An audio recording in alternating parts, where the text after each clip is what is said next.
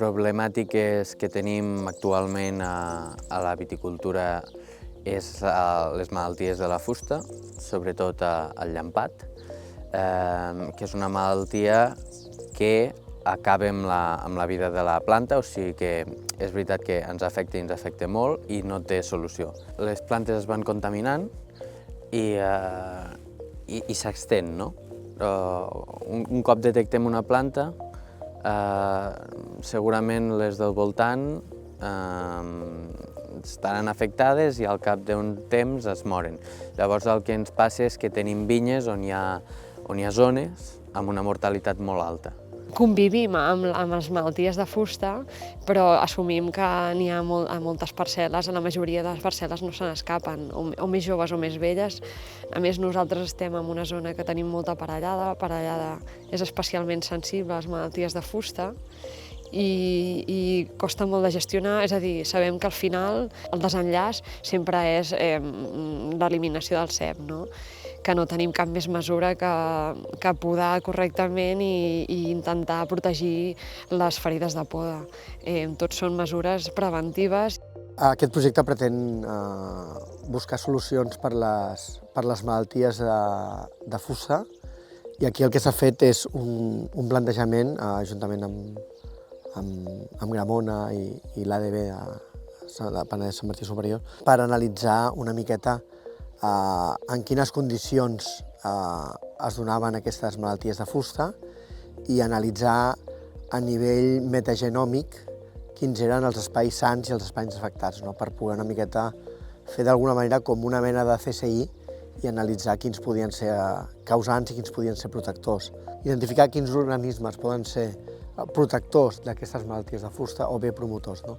I a partir d'aquí treballar amb solucions molt microbiològiques, molt biològiques.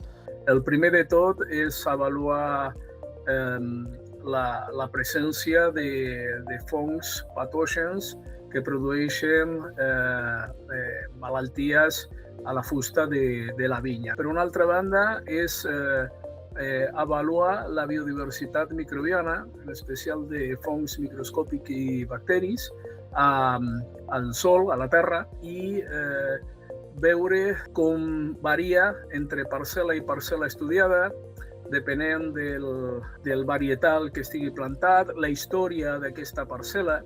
I per una altra banda, és intentar aïllar microorganismes autòctons a partir de les arrels de la vinya sana, de sol, d'aquelles parcel·les que no estiguin afectades, i testar-los a veure si poden actuar com organismes de control biològic d'aquests fongs que deia que eren els fitopatògens que produïen aquestes malalties de la fusta de la vinya. Ens vam vincular a aquest projecte per a fer la nostra petita aportació.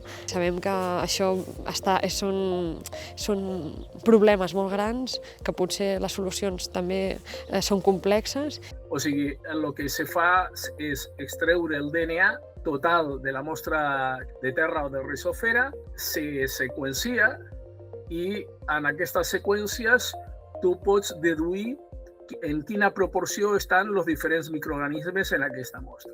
La part final d'aquest projecte és aquest anàlisi metagenòmic que ens dirà una miqueta quines són les condicions en les finques sanes respecte a les afectades, respecte a quines són aquestes diferències. Entenc que amb l'estudi de totes aquestes podrem veure o intuir o donar peu a un altre grup operatiu o una altra tesi doctoral per continuar l'estudi. Som optimistes, és molt important fer aquesta comparació en el mostreig del 26, perquè el 25 ja el tenim i hem tastat uns 40 bacteris fins ara, i hem trobat 3 soques bacterianes que mostren una activitat interessant a l'hora justament de demostrar activitat contra aquests fongs fitopatògens. Ens hem mirat el projecte amb optimisme per començar a treballar des d'una altra manera i potser coneixent realment el punt de partida, la microbiologia que tenim. És a dir, és el nostre granet de sorra a la investigació. Que és positiu que les empreses investiguem sobre el tema, que veiem també les dificultats d'un estudi d'aquestes característiques. Al final, una de les conclusions és que és una àrea en la que hi hem de seguir treballant, hem de seguir invertint recursos per tal de tindre més coneixement.